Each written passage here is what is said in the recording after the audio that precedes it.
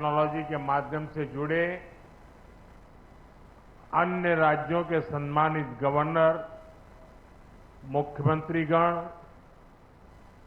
केंद्रीय मंत्रिमंडल के मेरे साथी, श्री नायडू जी, टेक्नोलॉजी के माध्यम से जुड़े केंद्र में मंत्रिमंडल के मेरे अन्य साथी, यूपी के उप मुख्यमंत्री केशव प्रसाद मौर्य और ब्रजेश पाठक जी, यूपी सरकार के अन्य मंत्रीगण, सांसद और विधायकगण और बनारस के मेरे प्यारे भाई और बहनों,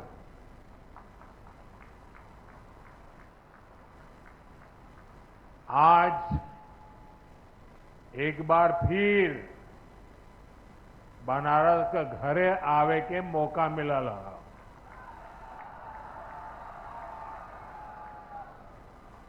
आज चेतगंज में नकटैया का मेला भी हो,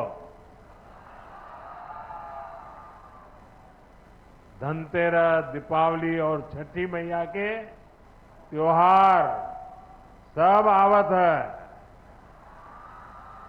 और से पहले आज काशी विकास के पर्व का साक्षी बनत है। आप सबके बहुत खूब बधाई।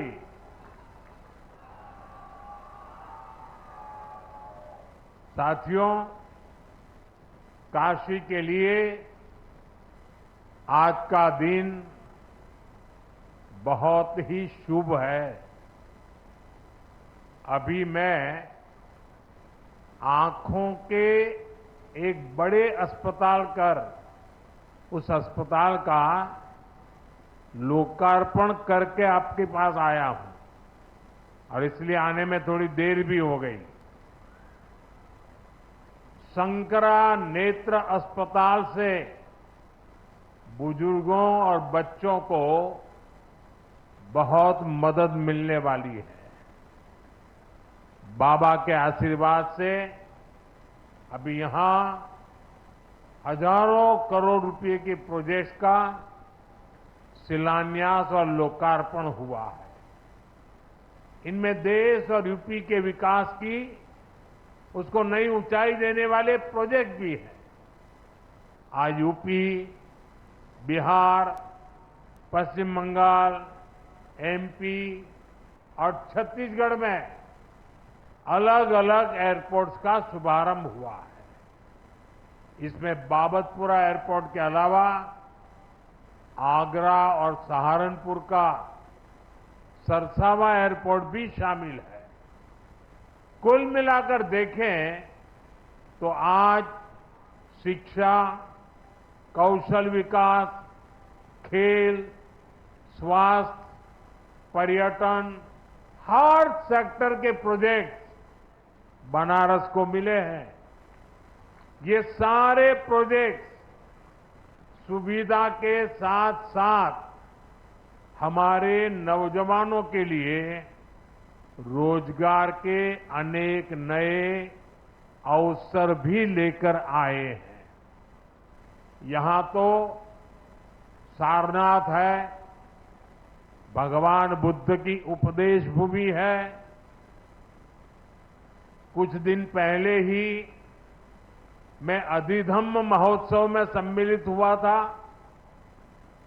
आज मुझे सारनाथ के विकास से जुड़ी करोड़ों रुपए की परियोजनाओं का लोकार्पण करने का भी अवसर मिला है। और आप तो जानते हैं, कुछ समय पहले हमने कुछ भाषाओं को शास्त्रीय भाषा के रूप में मान्यता दी। उसमें पाली और प्राकृत भाषाएं भी है और पाली भाषा का सारनाथ से विशेष नाता है, काशी से विशेष नाता है, प्राकृत भाषा का भी विशेष नाता है और इसलिए उसका शास्त्रीय भाषा के रूप में गौरव प्राप्त होना ये हम सबके लिए गौरव का विषय है। मैं विकास की इन सभी परियोजनाओं के लिए आप सब मेरे काशीवासियों को और देश के सभी नागरिकों को बहुत बहुत बधाई देता हूं। साथियों, आपने मुझे जब लगातार तीसरी बार सेवा करने का आदेश दिया था, तब मैंने 3 गुना गति से काम करने की बात कही थी। अभी सरकार को बने 125 दिन भी नहीं हुए हैं।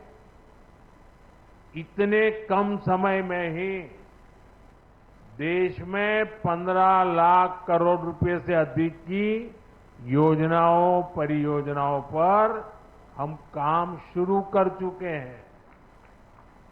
इसमें से ज्यादातर बजट गरीबों, किसानों और नौजवानों के नाम पर रहा है। आप सोचिए, 10 साल पहले तक सरकार के लाखों करोड़ रुपयों के घोटालों की चर्चा अखबारों में छाई रहती थी। बातचीत का मुद्दा ही लाखों करोड़ों का घोटाला होता था। आज सिर्फ 125 दिन में ही 15 लाख करोड़ रुपए के काम शुरू होने की चर्चा घर घर में हो रही है। यही तो वो बदलाव है जो देश चाहता है। जनता का पैसा जनता पर खर्च हो, देश के विकास पर खर्च हो, पूरी ईमानदारी से खर्च हो, ये हमारी बड़ी प्राथमिकता है। साथियों, बीते 10 सालों में हमने देश में इंफ्रास्ट्रक्चर निर्माण का एक बहुत बड़ा अभियान शुरू किया है। और इंफ्रास्ट्रक्चर के इस अभियान के 2 सबसे बड़े लक्ष्य हैं। पहला लक्ष्य निवेश से नागरिकों की सुविधा बढ़ाने की है। दूसरा लक्ष्य निवेश से नौजवानों को नौकरी देने का है। आज देश भर में आधुनिक हाईवे बन रहे हैं, नए नए रूट्स पर रेलवे ट्रैक बिछाए जा रहे हैं, नए नए एयरपोर्ट बन रहे हैं। और ये सिर्फ ईंट, पत्थर और लोहे सरिया का काम नहीं हो रहा, बल्कि इससे लोगों की सुविधा बढ़ रही है। देश के युवाओं को नौकरियां भी मिल रही है। साथियों, आप देखिए, जब हमने बाबतपुरा एयरपोर्ट वाला हाईवे बनाया, एयरपोर्ट पर आधुनिक सुविधाएं बढ़ाई, तो क्या फायदा सिर्फ आने जाने वालों को मिला? नहीं, इससे बनारस के कितने ही लोगों को रोजगार मिला। इससे खेती, उद्योग और पर्यटन तीनों को बल मिला। आज बनारस आने वाले लोगों की संख्या तेजी से बढ़ी है। कोई घूमने के लिए आ रहा है, कोई व्यापार के लिए आ रहा है, और इसमें फायदा आपका हो रहा है। इसलिए अब जब बाबतपुर हवाई अड्डे का और विस्तार होगा, तो आपको और ज्यादा फायदा होगा। आज इस पर काम भी शुरू हो गया है। ये काम जब पूरा हो जाएगा, तो यहां ज्यादा विमान उतर पाएंगे। साथियों, आधुनिक इंफ्रास्ट्रक्चर के इस महायज्ञ में हमारे एयरपोर्ट्स, उनकी शानदार इमारतें, आधुनिक से आधुनिक सुविधाएं आज दुनिया भर में चर्चा का विषय है। 2014 में हमारे देश में सिर्फ 70 एयरपोर्ट थे, और नायडू जी ने अभी विस्तार से उसका वर्णन किया। आज 150 से ज्यादा एयरपोर्ट है, और जो पुराने एयरपोर्ट है हम उन्हें भी रिनोवेट कर रहे हैं। पिछले साल देश में 1 दर्जन से अधिक एयरपोर्ट पर नई सुविधाओं का निर्माण हुआ, मतलब हर महीने एक। इनमें अलीगढ़, मुरादाबाद, श्रावस्ती और चित्रकूट एयरपोर्ट भी शामिल है। अयोध्या भी एक भव्य इंटरनेशनल एयरपोर्ट हर रोज राम भक्तों का स्वागत कर रहा है।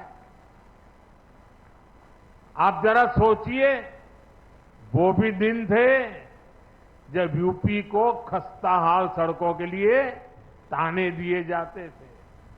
आज यूपी की पहचान एक्सप्रेस वे राज्य के रूप में हुआ है। आज यूपी की पहचान सबसे अधिक इंटरनेशनल एयरपोर्ट वाले राज्य की है। नोएडा के जेवर में भी जल्द ही एक भव्य इंटरनेशनल एयरपोर्ट बनकर तैयार होने जा रहा है। यूपी की इस प्रगति के लिए मैं योगी जी, केशव प्रसाद मौर्य जी, ब्रिजेश पाठक जी, उनकी पूरी टीम की सराहना करता हूं। साथियों, बनारस का सांसद होने के नाते भी जब यहां की प्रगति देखता हूं तो संतोष होता है। काशी को शहरी विकास की मॉडल सिटी बनाने का सपना तो हम सभी ने साथ मिलकर देखा है। एक ऐसा शहर जहां विकास भी हो रहा है और विरासत भी संरक्षित हो रही है। आज काशी की पहचान बाबा विश्वनाथ के भव्य और दिव्य धाम से होती है। आज काशी की पहचान रुद्राक्ष कन्वेंशन सेंटर से होती है।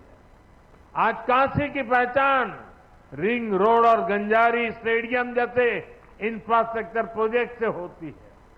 आज काशी में रोपवे जैसी आधुनिक सुविधा बन रही है।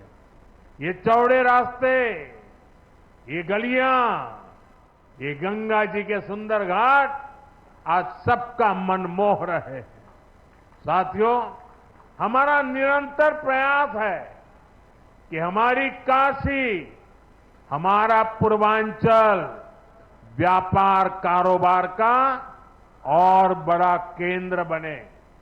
इसलिए कुछ दिन पहले ही सरकार ने गंगा जी पर एक नए रेल रोड ब्रिज के निर्माण को स्वीकृति दी है। ई जॉन राजघाट का पुल होना, एकरे पास में एक थे भव्य पुल और बने जा था। एकरे नीचे कई थे ट्रेन चले और ये ऊपर 6 लेन का हाईवे भी बनी। एकर लाभ बनारस और इस चंदौली के लाखन लोगन के मिले। साथियों, हमारी काशी अब खेलों का भी एक बहुत बड़ा केंद्र बनती जा रही है। सीगरा स्टेडियम अब नए रंग रूप में आपके सामने है। नए स्टेडियम में राष्ट्रीय प्रतियोगिताओं से लेकर ओलंपिक तक की तैयारियों के इंतजाम हो गए हैं। यहां खेलों की आधुनिक सुविधाएं बनी हैं। काशी के नौजवान खिलाड़ियों का सामर्थ्य क्या है, ये सांसद खेल प्रतियोगिता के दौरान हमने देखा है। अब पूर्वांचल के हमारे बेटा बेटी का बड़ा खेल के तैयारी बढ़े, अच्छी सुविधा मिल गई है। साथियों, समाज का विकास तब होता है जब समाज की महिलाएं और नौजवान सशक्त होते हैं। इसी सोच के साथ सरकार ने नारी शक्ति को नई शक्ति दी है। करोड़ों महिलाओं को मुद्रा लोन देकर उन्हें व्यापार करने की सहूलियत दी गई है। आज हम गांव-गांव में लखपति दीदी बनाने के लिए काम कर रहे हैं। आज गांव की हमारी बहनें अब ड्रोन पायलट भी बन रही है। और ये तो काशी है, यहां साक्षात शिव भी माता अन्नपूर्णा से भिक्षा मांगते हैं। काशी ये सिखाती है कि समाज तभी समृद्ध होगा जब नारी सशक्त होगी। इसी भावना से हमने विकसित भारत के हर संकल्प में नारी शक्ति को केंद्र में रखा है। जैसे पीएम आवास योजना ने करोड़ों महिलाओं को उनके अपने घर की सौगात दी है। इसका बहुत बड़ा लाभ यहां बनारस की महिलाओं को भी मिला है। आपको पता है, सरकार अब 3 करोड़ और नए घर बनाने जा रही है। यहां बनारस में भी जिन महिलाओं को पीएम आवास के घर नहीं मिले, उन्हें भी जल्द से जल्द ये घर दिए जाएंगे। हमने घर घर नल से जल और उज्ज्वला गैस तो पहुंचाई है। अब मुफ्त बिजली और बिजली से कमाई वाली योजना भी चल रही है। पीएम सूर्य घर मुफ्त बिजली योजना से हमारी बहनों का जीवन और आसान होने वाला है। साथियों, अपनी काशी बहुरंगी सांस्कृतिक नगरी है। यहां भगवान शंकर का पावन ज्योतिर्लिंग है, मणिकर्णिका जैसा मोक्ष तीर्थ है, यहां सारनाथ जैसा ज्ञान स्थल है। दशकों दशक बाद बनारस के विकास के लिए इतना काम एक साथ हो रहा है। वरना काशी को तो जैसे उसके हाल पर छोड़ दिया गया था। इसलिए आज मैं हर काशीवासी के सामने एक सवाल उठा रहा हूं। आखिर वो कौन सी मानसिकता है जिसके चलते पहले काशी को विकास से वंचित रखा गया? 10 साल पहले की स्थिति याद करिए। बनारस को विकास के लिए तरसाया जाता था। जिन लोगों ने यूपी में लंबे समय तक सरकारें चलाई, जो लोग दिल्ली में दशकों तक सरकार में बैठे रहे, उन्होंने कभी बनारस की परवाह क्यों नहीं की? इसका जवाब है परिवारवाद और तुष्टीकरण की राजनीति। कांग्रेस हो या समाजवादी पार्टी, ऐसे दलों के लिए बनारस का विकास न पहला प्राथमिकता में था, न भविष्य में कभी होगा। इन दलों ने विकास में भी भेदभाव किया, जबकि हमारी सरकार सबका साथ सबका विकास के मंत्र पर चलती है। हमारी सरकार किसी योजना पे भेदभाव नहीं करती। हम जो कहते हैं वो डंके की चोट पर करके दिखाते हैं। अयोध्या में भव्य राम मंदिर बनेगा। आज अयोध्या में हर रोज लाखों लोग रामलला के दर्शन करने जा रहे हैं। महिलाओं को विधानसभा और लोकसभा में आरक्षण की बात भी वर्षों से लटकी रही थी। यह ऐतिहासिक काम भी हमारी सरकार ने पूरा किया है। 3 तलाक की कुरीति से कितने ही परिवार पीड़ित थे। मुस्लिम बेटियों को इससे मुक्ति दिलाने का काम हमारी सरकार ने किया। ये भाजपा सरकार ही है जिसने ओबीसी आयोग को संवैधानिक दर्जा दिया। ये भाजपा सरकार है, एनडीए सरकार ही है जिसने बिना किसी का हक छीने गरीबों को 10% आरक्षण दिया।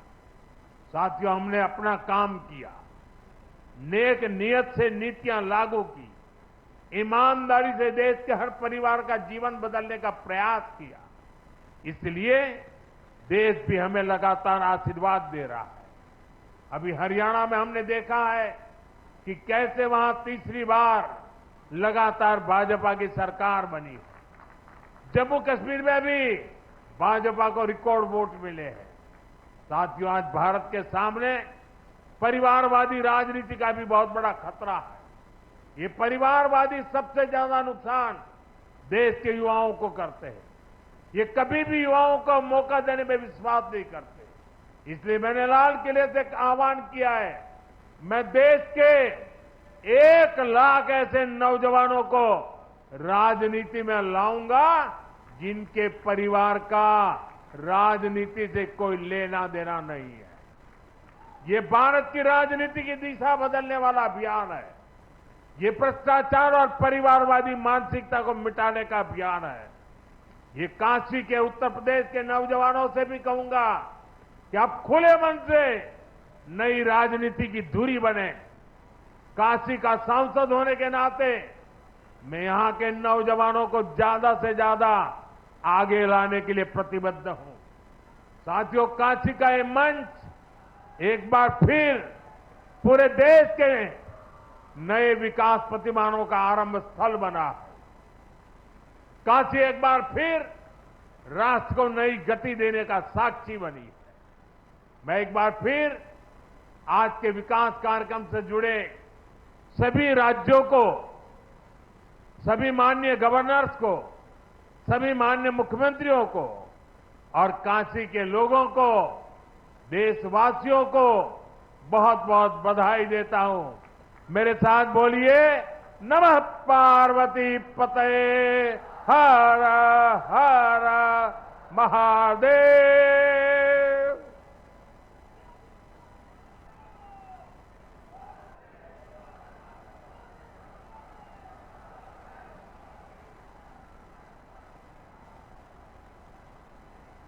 बहुत बहुत आभार माननीय प्रधानमंत्री जी, बहुत बहुत साधुवाद। इनका जोश बहुत जोर तालियों के साथ प्रणाम करिए, स्वागत करिए, अभिनंदन करिए माननीय प्रधानमंत्री जी का, जिन्होंने नए भारत को वैश्विक मंच पर प्रतिष्ठा दिलाने के साथ साथ भारत की करोड़ों जनता की आशा और आकांक्षाओं को एक नई उड़ान देने के साथ ही दुनिया के सबसे प्राचीन और आध्यात्मिक नगरी